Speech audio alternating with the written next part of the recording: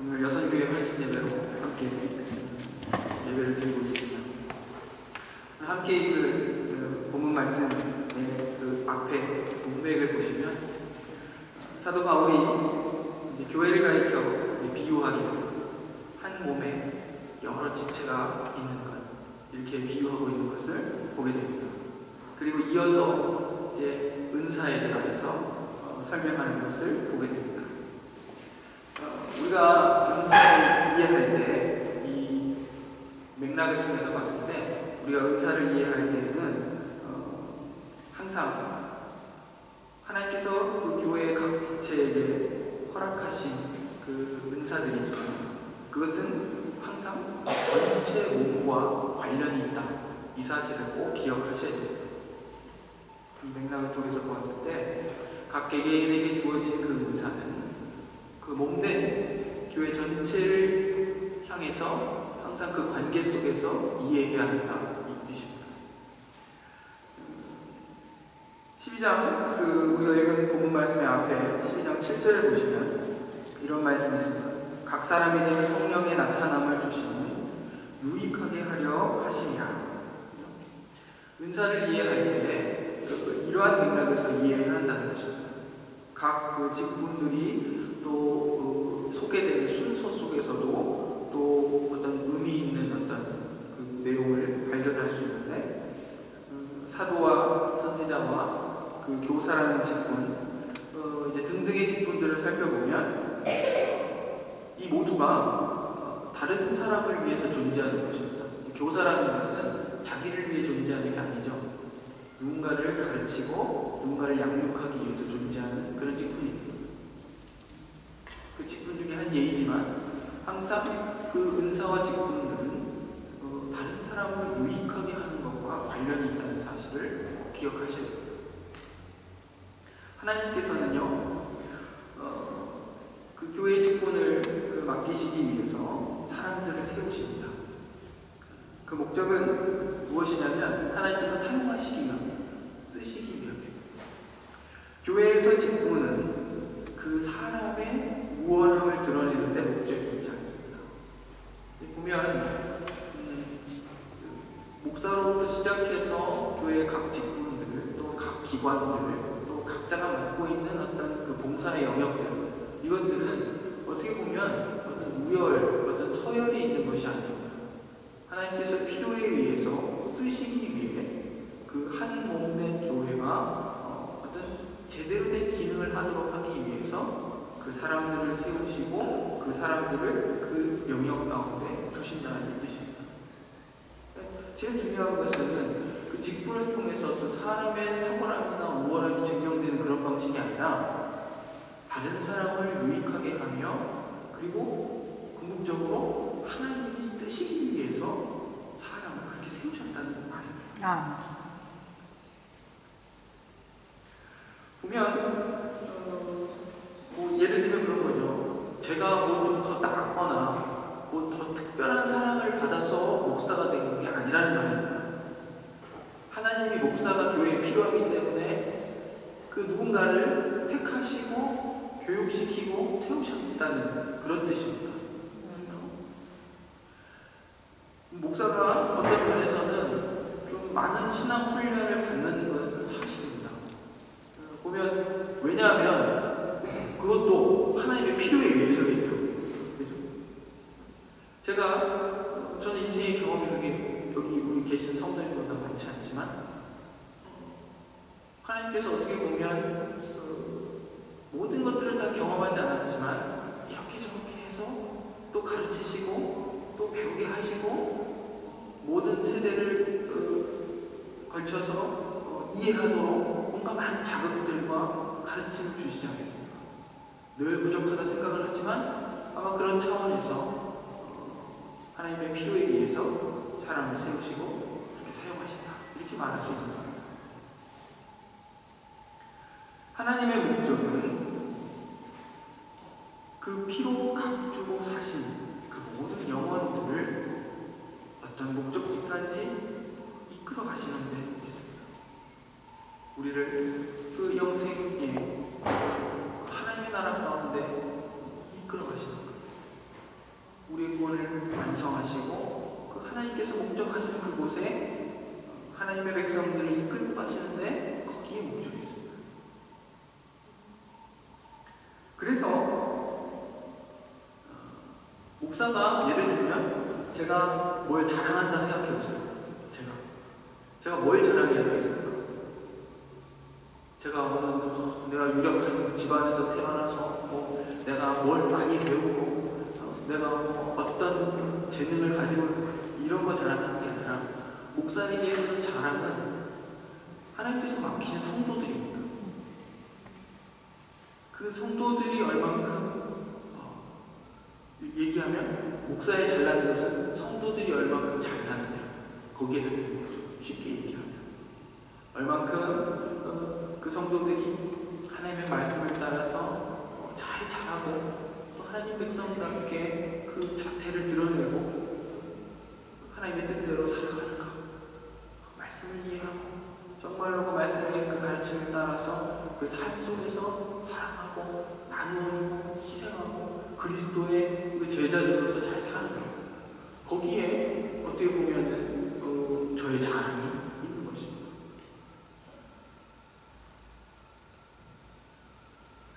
그런데 목사가 자기의 그 어떤 자기가 얼마나 잘났는지를 이야기하면서 그럼에도 불구하고 교인들이 자기를 안 따라왔다 뭐 이런 얘기를 하면 그것만큼 못난 것이 없다. 저희 선배 목사님 그런 얘기 하시더라고요. 성도들 탓하는 것만큼 못난 것은 없다.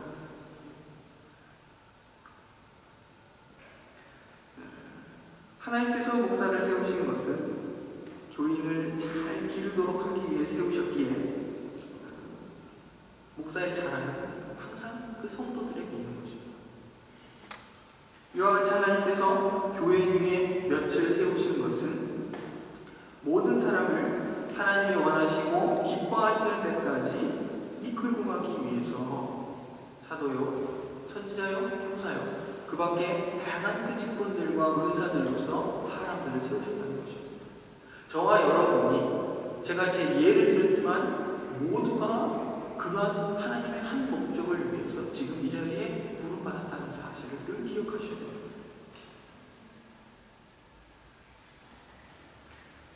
능력을 주신 것, 예언을 하게 하신 것, 방언을 주시는 것, 병을 고치는 은사를 주신 것도 모두가 하나님의 이 목적을 위해서 주신 것이다.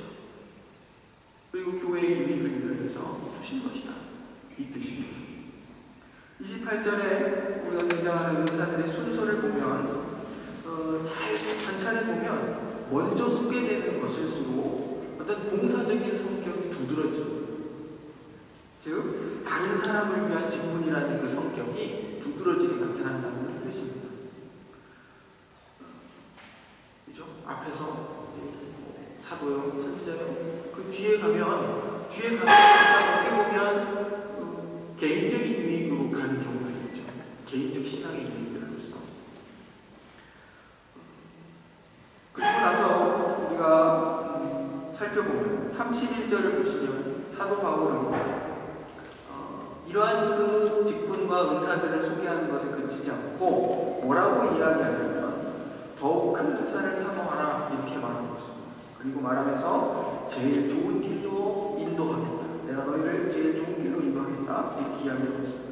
그것은 무엇입니까? 13장으로 넘어가면 우리가 잘 아는 사랑장이죠. 사랑장. 실제로 사랑은 은사가 아니죠. 그렇죠?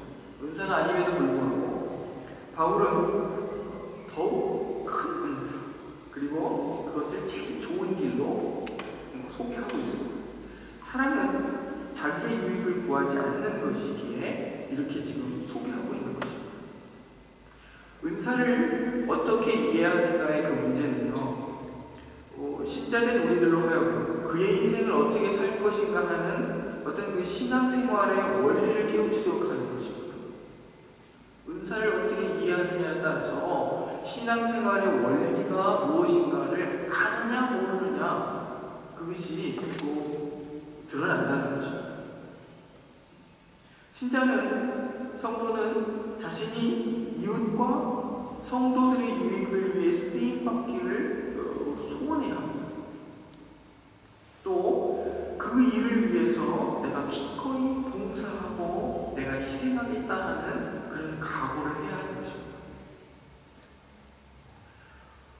잘 알다시피 고린도 교회 안에는 어떤 시기와 다툼, 분쟁들이 많았습니다. 보통 이제 쉽게 말하면 누가 더 나은가, 누가 더 잘났는가 이런 문제 때문에 싸우고 다퉜습니다. 아무도 다른 성도를 위하여 자기를 낮추거나 지려는 마음을 갖지 않았기 때문에 이렇게 분쟁하고 싸우게 된 것입니다. 이러한 싸움은요, 역설적이게도 은사가 너무 풍성해서 싸움이 났습니다. 너무 다양하고 풍성한 은사들이 넘쳐서 오히려 싸움이 난 것이죠. 이 말은 고린도 교회의 은사가 풍성히 넘쳤지만 그 은사가 가지고 있는 역할과 목적이 무엇인가를 제대로 알고 있지 못했다는 것을 보여주는 그런 것입니다. 그들이 그 풍성한 은사를 가지고 제대로 알았다면 다투지 않았겠죠. 은사의 목적이 다른 사람의 유익을 위한 것이요, 한 전체 몸된 교회를 위한 것이다. 이런 사실을 알았다면 그 은사를 가지고 자기를 증명하는 방식으로 사용하지 않았을 거라는 이 뜻입니다.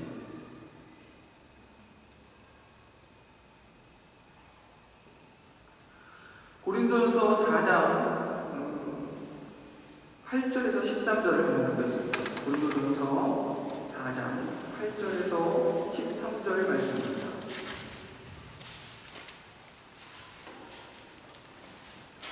고린도전서 4장 8절에서 13절 제가 읽어드리겠습니다.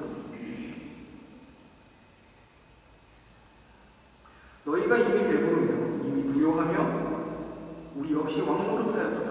우리가 너희와 함께 왕노릇하기 위하여 참으로 너희의 왕노릇하기를 원한다. 내가 생각하거든 하나님이 사도의 도리를 죽이기로 작정한 자같이 미말에 두셨으니 우리는 세계 곧 천사와 사람에게 구경거리가 되었다. 우리는 그리스도의 연고로 미련하고 너희는 그리스도 안에서 지혜롭고 우리는 약하되 너희는 강하고 너희는 쫓기하되 우리는 비천하여 바로 이 시간까지 우리가 죽이고 목마르고 헐벗고 매맞으며 정처가 없고 또 수고하여 친히 손으로 일을 하며 후욕을 당한 즉 축복하고 핍박을 당한 즉 참고 비방을 당한 즉 권면하며 우리가 지금까지 세상의 더러운 것과 만물의 찌기같이 되었도다. 이 본문에서 드러나는 바울의 말씀은 고린도 교회 성도들이요, 너희가 참으로 왕노릇하려느냐, 왕노릇하고 싶어도 왕노릇하려면 왕도가 있는 겁니다. 여러분, 그리스도 안에서 왕노릇하는 왕도가 무엇인지 아십니까? 사도들이 지금 당하고 있는 어떤 미만에 두어진 것 같은 그런 삶, 혹은 만물의 찢기같이 된 그러한 처지, 혹은 그죠? 세상의 구경거리가 된 그 모습들, 복음을 증거하고 그리스도의 제자로서 그 십자가의 가치를 따라 살았더니 사도들에게 돌아온 내용이 이런 내용들이었어요. 그런데 고린도 교회는 어떻습니까? 자기의 지혜를 자랑하고 자기의 부유함을 자랑하고, 너희가 진짜 그리스도 안에서 왕노릇하려느냐? 그럼 그리스도 안에 왕도가 무엇인지 알아야 할 거잖아요. 그런 뜻입니다. 그 영화 잘 아시죠? 푸어바티스. 최근에 다시 한번 읽게 됐습니다. 책으로 읽지 못하고 이북으로 읽게 됐는데 아주 재밌게 잘 읽었습니다. 거기 보시면 개선행렬이 등장합니다. 개선행렬, 전쟁이 돌아오는 개선행렬.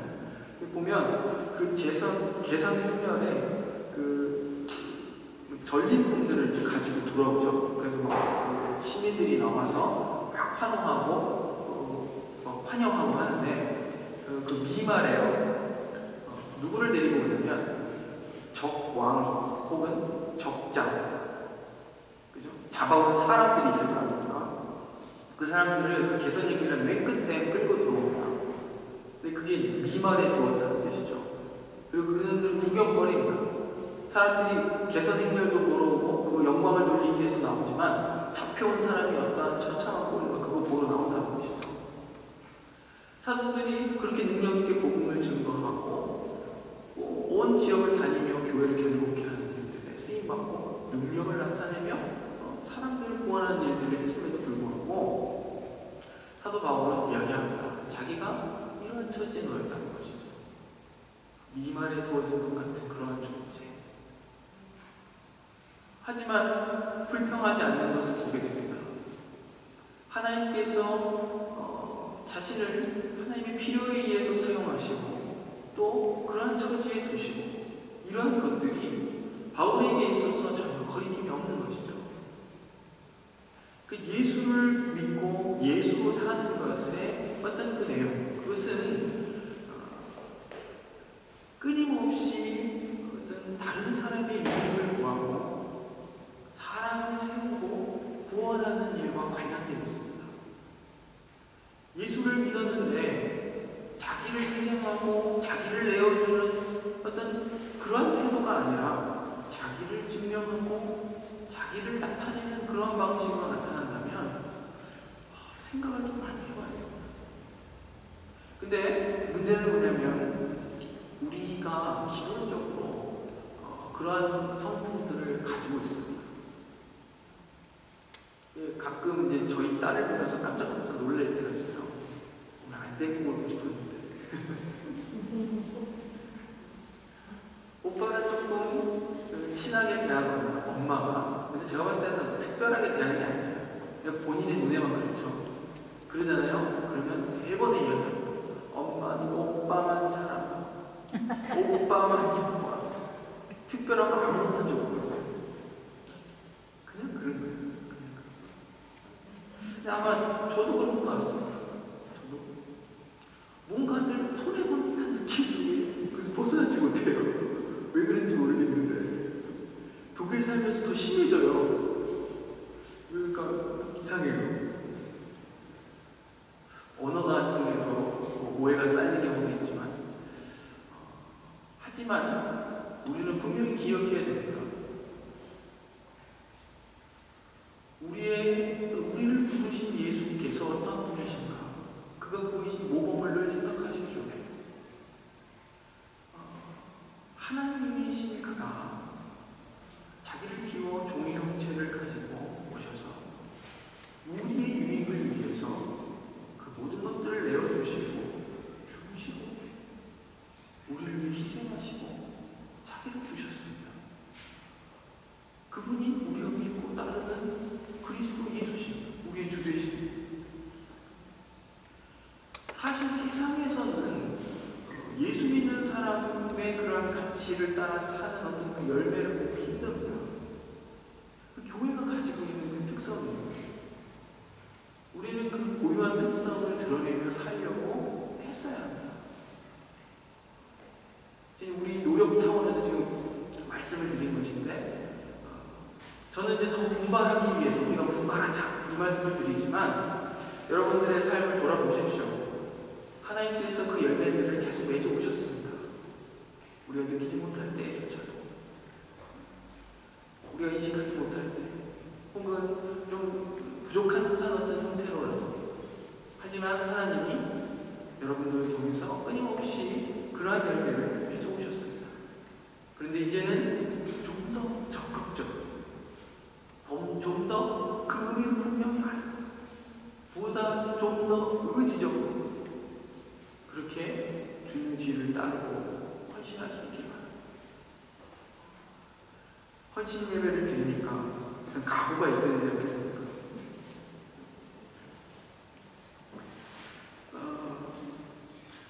우리의 어떤 은사, 우리에게 맡겨주신 그런 직분들은 우리를 자랑하고 우리를 증명하는 데 있지 않습니다. 오직 신자의 자랑은 다른 사람을 유익하게 하는 데 있지 자기의 그 나음을 외치는 데 있지 않습니다. 이것은 좀 소극적이지만 실천할 수 있습니다. 뭐냐면 나를 드러내지 않고 나를 자랑하지 않고, 이거보다도 소극적이지만 거꾸로 한번 생각해 보십시오.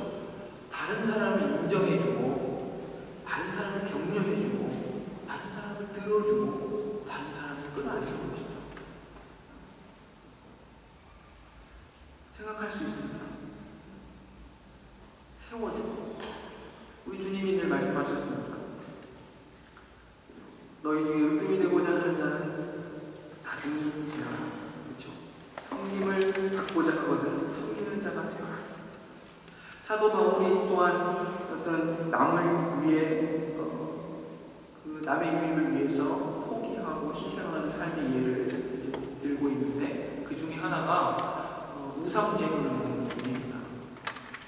우상제물을 바울은요 그 우상제물에 대한 거리낌이 없죠. 우상에게 드려진 제물이라 하여도 그 제물이 사람을 어떻게 오염시키거나 어떤 그런 문제가 아니죠.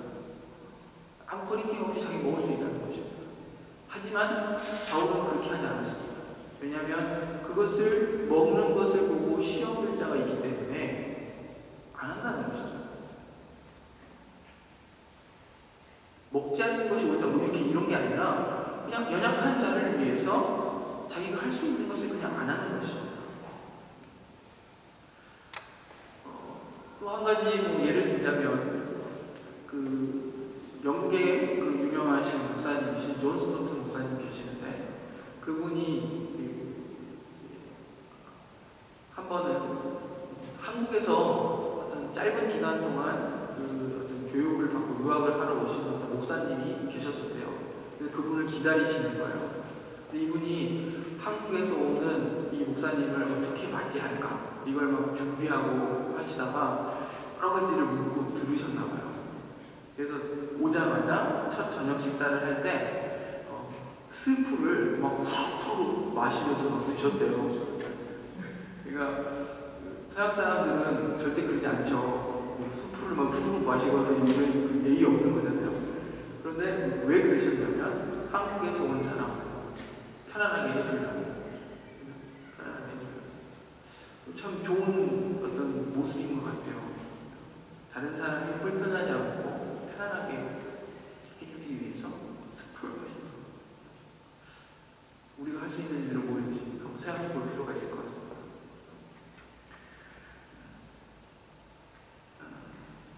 사람들이요, 제가 제일 안타깝게 이렇게 생각하는 것 중에 하나가 교회에 와서 어떤 좀 부족함, 본인의 실수 혹은 부족함이나 연약함에 대해서 위로받지 못한다는 사실입니다. 교회에 와서 우리 교회를 지칭해서 얘기하는 게 아니라 한국 교회가 그래요. 한국 교회 되게 정신없어요. 그리고 교회에 와서는요 더 긴장해야 돼요. 교회 와서 교회에서 실수하면 안 돼요. 한국에서 그런 일이 많습니다.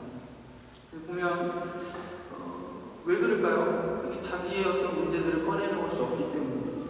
혹은 그런 것을 꺼내놓았을 때 비난받을까봐 두렵기 때문일 것입니다. 이러한 모습은 마치 환자가 병원에 갔는데 건강한 척하는 거예요. 그건 좋지 않습니다. 모두가 모두를 향해서 나는 모두에게 호의적입니다. 나는 언제든지 나는 용납하고 받아들일 준비가 되어 있습니다. 이런 자세를 갖는 것. 왜냐하면 우리 주님이 우리를 받아주셨잖아요. 은혜를 입은 자는 용서할 수 있는 거 아니겠습니까? 우리가 실력이 있어서가 아니라 그것을 당연하게 생각하고 그러한 자세로 우리가 지내다 보면 저는 참 교회가 좋다. 칭찬이 들을 수 있을 것 같고 칭찬이 목적은 아니지만 말씀대로 살다 보니까 좋은 소리를 듣는 거죠. 좋은 소리 들으려고 일부러 부작용 난다는 거예요. 그냥 말씀대로 하다 보니까 참 우리 가족들이다. 집에서 이렇게 막 넥타이 매고 있으면 힘들지 않겠습니까? 제가 목사라고 집에서 막 넥타이 매고 자고 이러면 그래서 제가 지난번에 한번 말씀드렸죠. 교회 와서는 좀 이렇게 편안하게 긴장했는데 저만 하면 된다 이런 말씀 드렸죠. 정말 그 말씀의 실천이 그저 이렇게 사랑을 말하는데 어떤 분이 그 주중에 그런 얘기를 하셔요. 저희 이제 동료 목사님이신데 원수를 사랑하라는 계명이 것이요. 어떻게 보면 율법을 요약하고 그것을 넘어서는 것이 원수를 사랑하는 것인데, 원수를 사랑하는 말이 율법화됐대요. 좀 표현이 웃기다. 맞지 않는 소리를 한다 하지만 순간 어느 순간 그럴듯하다라는 생각이 들어요. 왜냐하면 말로만 그 이야기를 하지 실제로 경험이 없는 거죠. 삶 속에 그 내용이 능력 있게 나타나지 않는 것이죠. 그것이 문제입니다. 예를 들면 사랑의 열매들을 잘 알죠. 우리가 지난주에도 우리 권사님 오늘 기도 때도 말씀하셨는데, 더 중요한 것은 그 열매를 맺으며 사는 겁니다. 지식보다도 그 말씀대로 사는 능력, 그것이 우리에게 요구됩니다. 많은 지식은요, 사람들을 오히려 피곤케 하고 또 그것을 통해서 자기를 드러내고 많은 사람들이 실망을 가져다 주는데, 지식이 아니라 사람은 덕을 세우고 사람을 살립니다. 우리가 말씀을 붙들 때 지식을 붙잡는 것이 아니라 그 말씀이 드러내고 있는 사람을 붙잡아야 할 필요가 있습니다.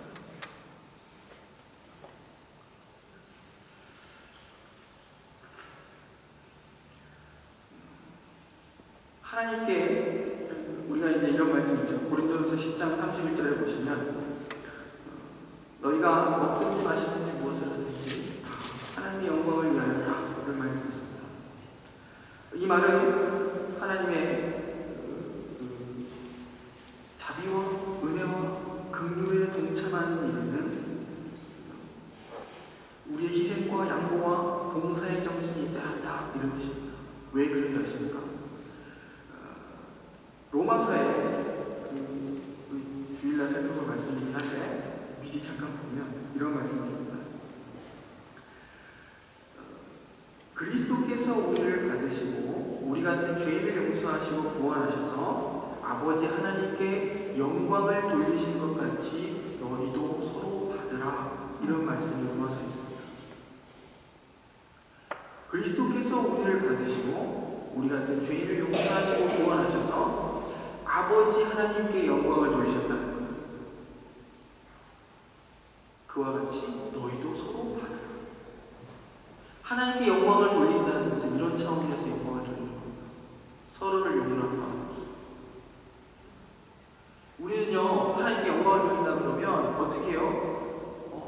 뭐가 돼서, 아니면 많이 가져서, 뭐 이름을 내서, 그래서 마치 축구 선수가 골을 넣고 하나님께 영광을 돌리고 이렇게 하면 하나님께 영광이 된다 생각하는데, 그 결국에는 어떤 것이에요? 그런 방식이 아니면 하나님 영광 되지 않습니까? 신앙과 자기 증명을 자꾸 연결지으려고 하는 것입니다. 그것은. 그런데 실제로 하나님께 영광을 되는 것은 뭐냐면 예수께서 보이신 그 모범을 따라서 서로를 용납하고 받는 거예요. 그것이 하나님께 진정으로 영광이 된다는 것이에요.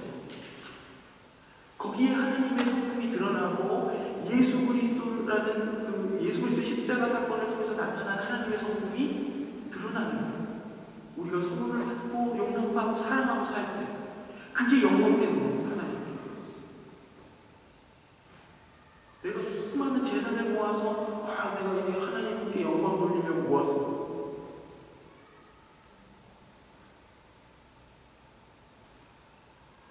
하나님은 우리가 뭔가 대단한 사람이 돼서 영광 받으시는 것이 아니라 하나님이 원하시는 기뻐하시는 그 목적을 따라 살아갈 때 영광을 받으시는 겁니다. 그것이 무엇입니까? 하나님을 경외하고 이웃을 사랑하며 사는 건 아니겠습니까? 예수께서 그것을 보여주신 건 아니겠습니까?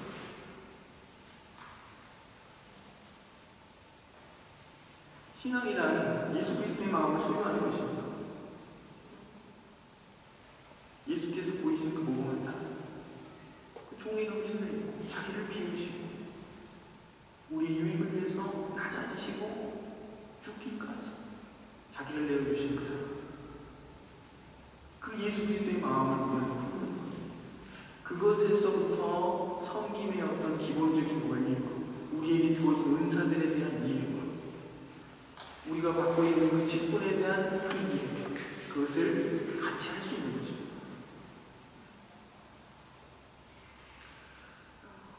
헌신 예배 때마다 좀 어려움이 많습니다. 어떤 말씀을 전해야 하는지, 어떤 가치를 같이 나눠야 하는지. 한 가지만 생각하면 될 것 같습니다. 예수님. 그냥 이렇게 예수님이 수식어가 되면 안 돼요. 예수님이 어떤 장식이나 꾸밈만이 되어서는 안 돼요. 예수님이 주인공이 되시고 우리 신앙의 중심이시죠. 그 예수 한마디로 나타나는 그 모든 가치, 그것이 저와 여러분의 어떤 그 직분과 또 일상과 그 모든 것들을 지탱하는 원리로서 있기를 간절히 소망합니다.